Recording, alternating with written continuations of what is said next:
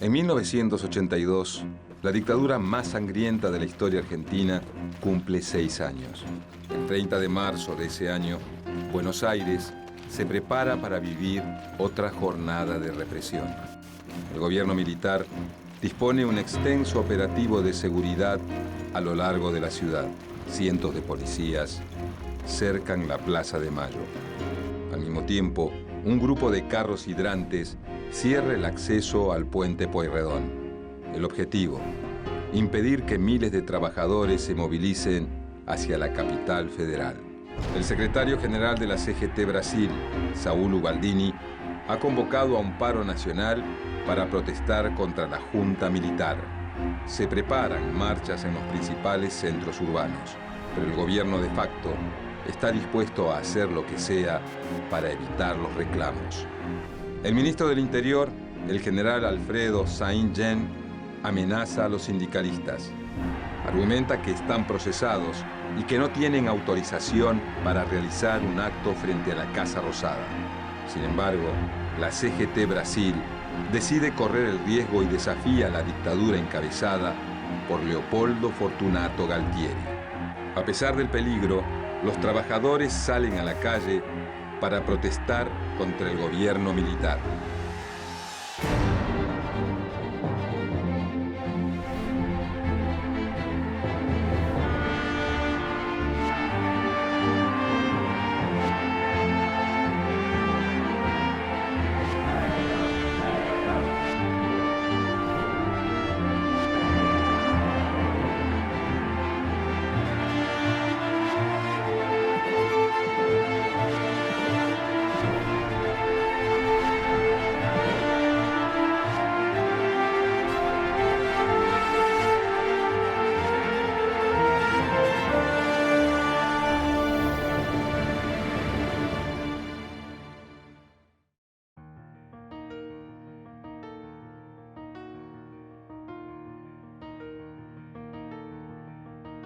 El 24 de marzo de 1976, la Junta Militar, encabezada por el teniente general Jorge Rafael Videla, asume el poder. Yo, teniente general Jorge Rafael Videla, comandante general del Ejército Argentino, juro por Dios, nuestro Señor y estos santos evangelios, desempeñar con lealtad y patriotismo el cargo de miembro de la Junta Militar. Desde ese mismo día, la dictadura se propone disciplinar brutalmente al movimiento obrero. Interviene la Confederación General del Trabajo y los principales sindicatos. Suspende por tiempo indeterminado las paritarias y el derecho a huelga. Además, la dictadura liderada por Videla elimina la inmunidad laboral de los delegados y autoriza a despedir sin sumario a cualquier empleado estatal. Pero eso no es todo. Se viven días de horror en la Argentina. Durante la madrugada del 24 de marzo, las fuerzas militares ocupan algunas de las principales fábricas del país. Secuestran a cientos de activistas, delegados y secretarios sindicales. Los someten a torturas y los asesinan. Los cuerpos sin vida de algunos de ellos son abandonados días más tarde en las cercanías de las fábricas. Se evidencian claros signos de tortura. Es una amenaza directa para sus compañeros y un aviso para todo aquel que se proponga resistir a la dictadura. Mientras tanto, los delegados y activistas que desaparecen jamás volverán a ser vistos. En su discurso, el 30 de marzo de 1976, Videla acusa a los sindicalistas de ser responsables de las dificultades que vive el país. Los hombres volcados a la acción gremial deben tomar conciencia que el funcionamiento de la verdadera democracia impone límites a la actividad de esfera de competencia de todos los sectores. La violación de dichos límites en los distintos campos de la vida nacional fue precisamente una de las causas de la grave crisis que sufrió la República. La represión contra los gremialistas está centrada en las grandes plantas industriales. Dentro de la actividad industrial, los gremios más afectados son los metalúrgicos y los mecánicos. También apuntan a los trabajadores de servicios públicos esenciales. El blanco son los empleados de transporte, los ferroviarios y los agremiados en Luz y Fuerza, sectores que históricamente habían sido pilares de la organización sindical. El gobierno de facto cuenta con la colaboración de los empresarios que entregan listas con los nombres de los delegados sindicales más combativos. La ocupación militar es permanente en las fábricas donde existía una fuerte organización gremial. La dictadura instaura el terrorismo de Estado en todo el país. Mientras tanto, aplica una serie de medidas que cercenan los derechos laborales y recibe el apoyo de los grandes empresarios.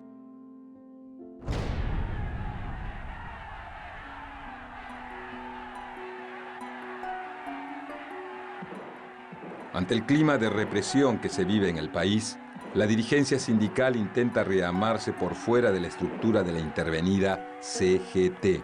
Algunos dirigentes proponen resistir y otros negociar con el gobierno militar. En todos los casos intentan frenar el ataque contra las organizaciones gremiales y aliviar las consecuencias del plan económico que el ministro de Economía, Martínez de Hoz, ha empezado a implementar. La dictadura establece el congelamiento de salarios. Esto provoca la caída abrupta del poder adquisitivo en un contexto de inflación creciente. En un año, el ingreso de los trabajadores argentinos sufre un descenso del 40%. El desempleo aumenta. Se suprimen horas extras en empresas estatales y se recortan prestaciones sociales.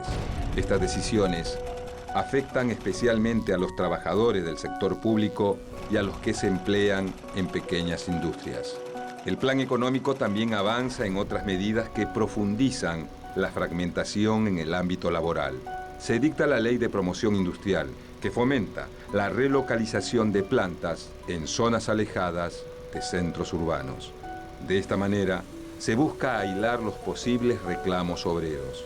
Así, la desocupación aumenta en las zonas tradicionales, donde el sindicalismo mantiene su influencia. El clima de terror dificulta enormemente la organización de los trabajadores. Sin embargo, se producen novedosas medidas de protesta encabezadas por grupos con reducida coordinación e impacto. Se reconocen inspiradas en la resistencia peronista llevada adelante a partir de 1955. Son llamadas trabajo a tristeza y consisten en presentarse en el lugar de trabajo pero sin desarrollar las tareas o hacerlas a desgano, alegando tristeza por la situación del país o de la empresa. O reclamo individual en serie, acción en la que los trabajadores, uno a uno, solicitan reunirse con la patronal para plantear el mismo reclamo. Así, eluden la prohibición de la protesta en conjunto. Son los modos que los obreros encuentran para hacer sentir su voz. Otra forma es alterar la producción justificándose en olvidos o errores. De esa manera, generan pérdidas para las empresas o para el Estado. Pero hay un caso específico dentro de la resistencia a la dictadura. El sindicato de Luz y Fuerza enfrenta abiertamente al gobierno de facto. El conflicto se inicia en 1976, cuando 260 personas son despedidas de la empresa estatal de energía Segva. Poco después, 3 empleados son secuestrados por grupos de tareas. En respuesta, los trabajadores deciden movilizarse. Más de 36.000 hombres realizan huelgas y se manifiestan en distintas ciudades. Pero la Junta Militar continúa con la represión. En enero de 1977 se implementa la Ley 21.400 de Seguridad Industrial, que determina penas de hasta 10 años a toda persona que instigue a otra a participar de una huelga. Esta ley no intimida a los trabajadores que continúan con sus reclamos. El gobierno, entonces, contraataca. 6 gremialistas de Luz y Fuerza son secuestrados por grupos de tareas. Y el 11 de febrero de 1977, la Junta Militar secuestra al líder del sindicato, Oscar Smith. Estas acciones infunden aún más terror en la clase trabajadora. El mensaje de esta oleada represiva es contundente. Plantear medidas de fuerza puede costar muy caro.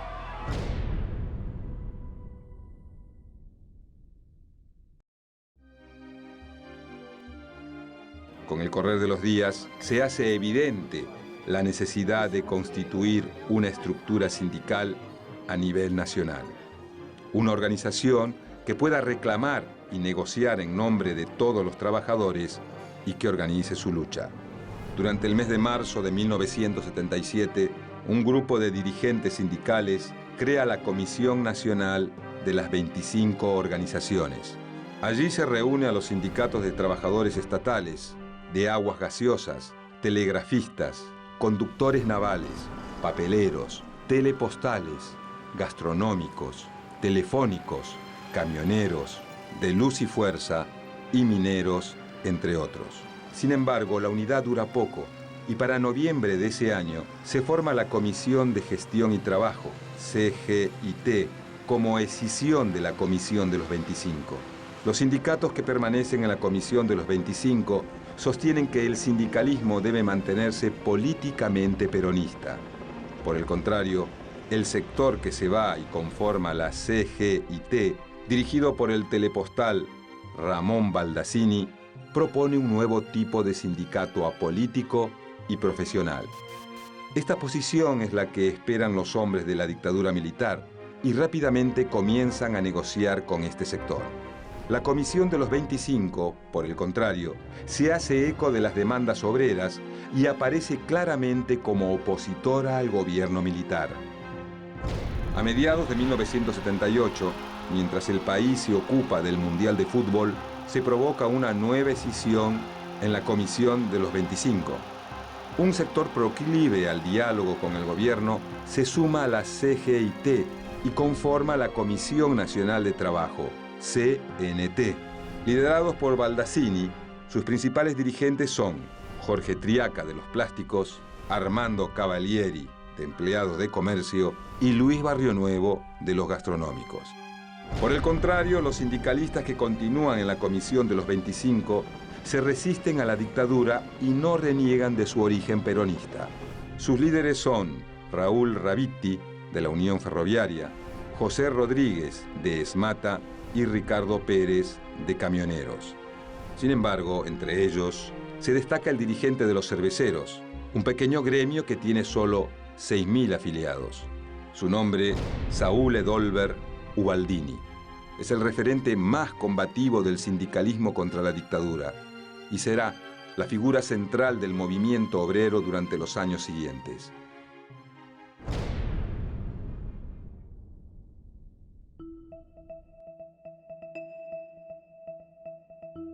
En abril de 1979, el dictador Jorge Rafael Videla recibe una noticia inesperada. Los sindicalistas agrupados en la Comisión de los 25 deciden desafiar al gobierno dictatorial y la vigencia del estado de sitio. Llaman a un paro general para el 27 de abril. 3 días antes de la huelga, el general Albano Arguindegui convoca a los líderes de la Comisión de los 25 a un diálogo en el Ministerio de Trabajo. Pero se trata de una trampa. Al salir de la reunión, los dirigentes son detenidos y encarcelados bajo la acusación de violar el estado de sitio. Con esa acción, los militares creen haber detenido el paro. Sin embargo, a pesar de las dificultades, la huelga es exitosa en distintos sectores del Gran Buenos Aires. Esto prueba que más allá de la represión, el sindicalismo peronista todavía mantiene su fuerza. Gracias a la presión de la Organización Internacional del Trabajo y de organizaciones sindicales de todo el mundo, la Junta Militar libera a los dirigentes gremiales de la Comisión de los 25. Ese mismo año, hay un intento de unidad de la CNT y la Comisión de los 25, que concluyen la conducción única de los trabajadores argentinos, CUTA. Pero los militares actúan contra esa unidad. En noviembre de 1979 sancionan una nueva ley de asociaciones profesionales que está destinada a barrer con la organización sindical. Se vuelve a quebrar la unidad. El corazón de esta medida es la disolución de las organizaciones de tercer grado, es decir, se impide la formación de una Central Nacional de Trabajadores como la CGT. También prohíbe los sindicatos por rama, reduce el número de delegados y aumenta las posibilidades de intervención del Estado en las agrupaciones gremiales. Además, les retira a los sindicatos el control de las obras sociales y prohíbe que estos participen en cualquier movimiento o manifestación política. Ante esta medida, los 25 proponen desconocer el decreto ley. En cambio, los de la CNT proponen adaptarse a él y buscan negociar los puntos más conflictivos. Finalmente, la Comisión de los 25 decide afrontar abiertamente a la dictadura. Para eso, promueve la reconstitución de la CGT. El 12 de noviembre de 1980, Saúl Ubaldini se convierte en secretario general de la entidad gremial. A esta organización se le conoce como CGT Brasil por la calle en donde tiene su sede. Desde allí se lanza un plan de lucha contra el gobierno militar que incluye la denuncia de la política de la dictadura en los ámbitos internacionales. Comienzan a abrirse las primeras grietas de aire puro en el asfixiante tiempo de la dictadura.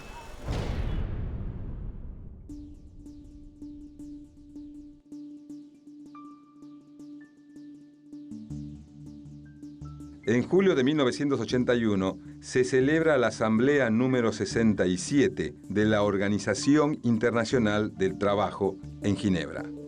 La CGT Brasil concurre con una delegación no oficial y logra que Saúl Ubaldini pueda dirigir su mensaje a todo el mundo.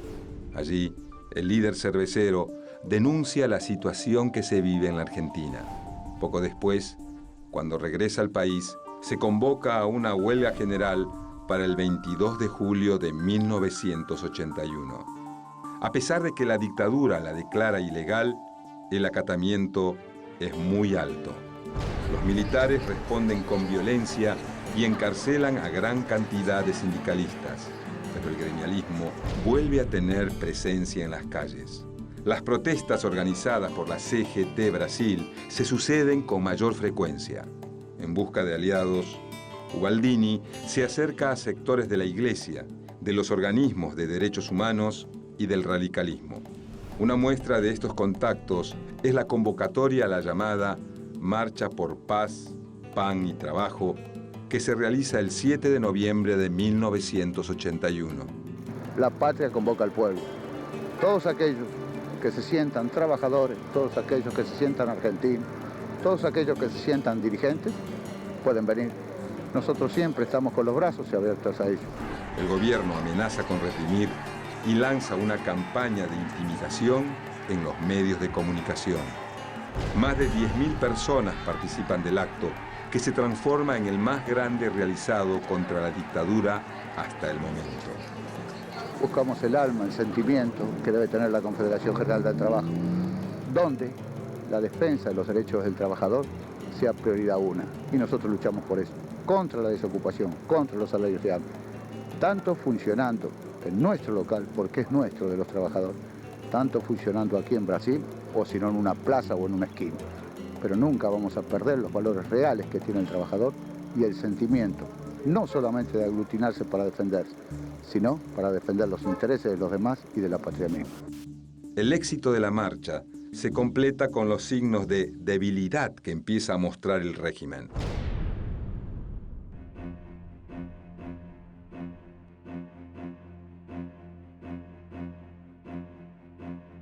Luego de 5 años de dictadura, las tensiones castrenses no se hacen esperar. El general Roberto Viola, sucesor de Jorge Rafael Videla, se propone una tibia apertura política, pero choca contra la línea dura del régimen. En diciembre de 1981, el general Leopoldo Fortunato Galtieri, representante de este sector, asume la presidencia, pero la CGT Brasil continúa con su lucha. Anuncia una jornada de paro y movilización para el 30 de marzo de 1982. El gobierno recuerda la vigencia del estado de sitio y declara la ilegalidad de la huelga. Pese a las amenazas, Ubaldini encabeza una multitud entre las que se encuentran peronistas, radicales y distintas organizaciones de derechos humanos. Además, la protesta repercute rápidamente en distintas ciudades del interior del país. Miles de personas quieren decirle basta a la dictadura, pero la respuesta no se hace esperar. El gobierno de facto reprime con ferocidad a los manifestantes. Y fuimos detenidos en la calle San José Hipólito Yrigoyen. Era la presa más buscada en ese día para los represores. Miles de personas son heridas y otras detenidas. A pesar de la violencia, la sensación general es que el gobierno militar está muy desgastado. Sin embargo, 3 días más tarde, una noticia sorprende a todos los argentinos. Galtieri anuncia la recuperación por la fuerza de las Islas Malvinas. Compatriotas, hemos recuperado, sin rencores, pero con la firmeza que las circunstancias exigen, las islas australes que integran por legítimo derecho el patrimonio nacional. La novedad cambia el panorama político. El 2 de abril de 1982, miles de personas salen a celebrar a la Plaza de Mayo. En ese marco se libera a los detenidos por la marcha del 30 de marzo y el gobierno apela a la unidad en nombre de la defensa de la soberanía nacional. Así, el 7 de abril, los dirigentes apresados apenas una semana atrás son enviados a Malvinas como muestra de esta unidad.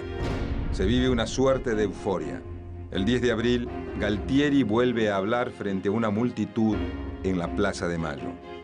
Si quieren venir, que vengan, les presentaremos batalla. Pero el optimismo dura poco. 74 días más tarde, la inevitable derrota en Malvinas finalmente sucede. Comunicado del Estado Mayor Conjunto número 165.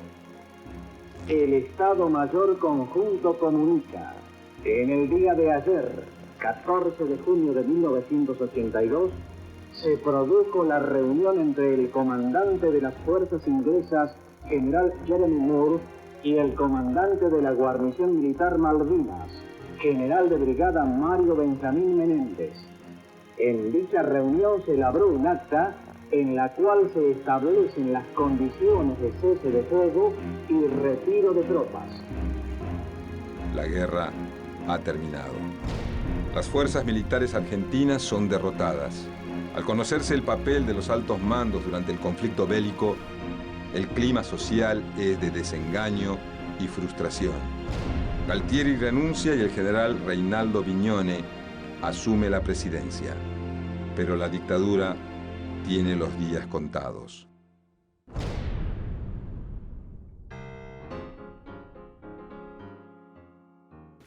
Hacia fines de 1982, los militares han perdido todo el apoyo.